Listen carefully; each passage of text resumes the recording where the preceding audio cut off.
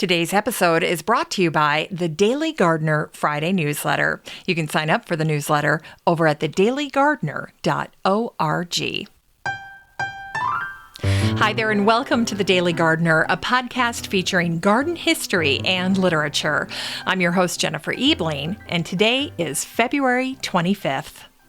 Today in garden history, we celebrate the birthday of Anna Gilman Hill, the director of the Garden Club of America for 6 years between 1920 and 1926, and the assistant editor of the club's bulletin for many decades. Anna was born on this day, February 25th, in 1872. Anna and her husband owned an estate in East Hampton that became quite famous. It was called Grey Gardens, and it was purchased by the American socialite Edith Bouvier Beale. Anna once wrote these words, "Above all, in your absence, do not allow the children, the ignorant visitor, your husband, or your maiden aunt to play the hose on your poor, defenseless plants." Great advice. And it was on this day in 1943 that George Harrison was born. He's the English musician and singer-songwriter and the lead guitarist of the Beatles. He was born on this day, February 25th, in 1943. George's original song compositions include While My Guitar Gently Weeps and Here Comes the Sun. Sometimes George is referred to as the quiet Beatle. He did relish his life out of the spotlight, and he once said, "I'm not really a career person. I'm a gardener, basically. Sometimes I feel like I'm actually on the wrong planet.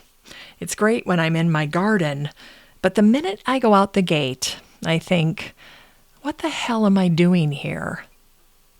And it was on this day in 1989 that the Age newspaper out of Melbourne, Australia, ran a story about a brand new play that was written by Suzanne Spunner called Edna for the Garden.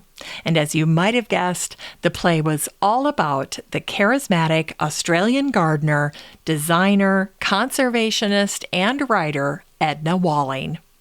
During her lifetime, her garden design clients would say to their friends, "You must have Edna for the garden."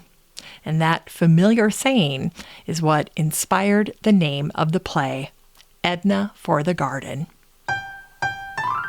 It's time to grow that garden library with today's book, Secret Gardeners by Victoria Summerlee.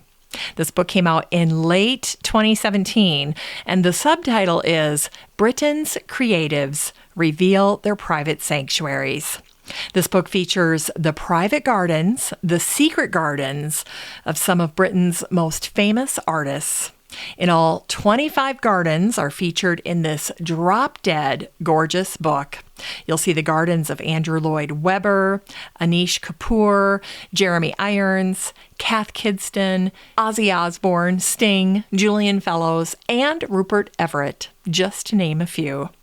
Now, for the most part, these private sanctuaries, these great spaces, are not for public consumption. So without Victoria and Hugo's book, these gardens would remain hidden. They would remain secret gardens. But thankfully and generously, they all agreed to be part of this incredible book.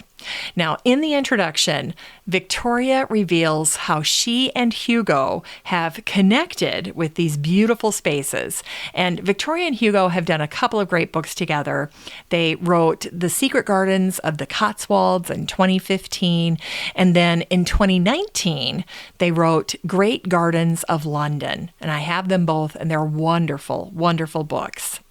Now, what I really got a kick out of in the foreword to this book is that Victoria tells us just how she and Hugo are able to line up seeing and photographing and then writing about these incredible gardens. And so here's what she wrote. She writes, "When planning this book, Hugo Ritson-Thomas and I did not set out to feature famous people who had a lovely garden. Our original concept was a book on artists' gardens, looking at how those who had some training or background in the visual arts organize their outdoor spaces. Great idea. We were all very enthusiastic about the idea, but then realized that it might have a broader appeal if we included people who were involved in performance arts as well. I'm often asked how I choose the garden for my books, and the answer is that I don't. Hugo does. I have a power of veto, but Hugo is the one who persuades people to open their gates and let us in. How he does this, I have no idea. I am firmly of the belief that Hugo could persuade St. Peter to open the gates of heaven if our publisher decided to commission a book on the Garden of Eden. Isn't that a funny story? Well, Hugo and Victoria do make a lovely garden book team. Hugo's indelible images transport us to these wonderful spaces, and they also give all of these books amazing covers. And Victoria helps us appreciate these gardens on a much deeper level than we otherwise would without her lovely commentary. So when you pick up a Victoria Summerlee, Hugo Ritson-Thomas book, you know it's going to be beautiful. You know that the gardens will be world class. And you know that you're buying a book that is not for the bookshelf. I always say that to someone if I give them one of these books, because these books are way too pretty for that. They're too pretty to be on the bookshelf. These are books, and this is a book that is set out so that when you walk by, you're tempted to stop and read it. Or when someone visits your home, they see that beautiful book and they fall in love. This book is 272 pages of gorgeous, sublime, unforgettable, imaginative secret gardens that are sure to knock your socks off.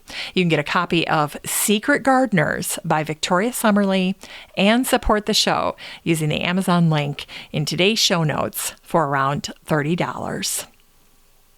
All right, we're going to end today's show with a botanic spark that features Olive Mary Edmondson Harrison.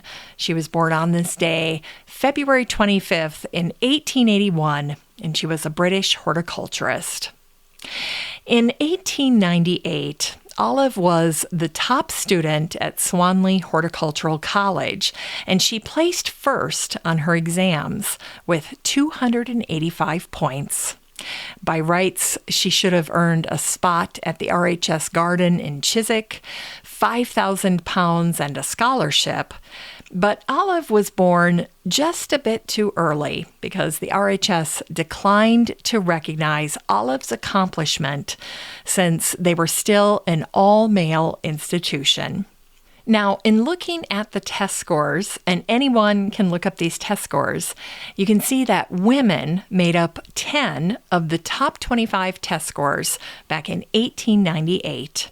So by my calculation, 2 Marys, 3 Ethels, 1 Jessie, a Lillian, a Eunice, and an Ada would not have been able to work at the RHS either.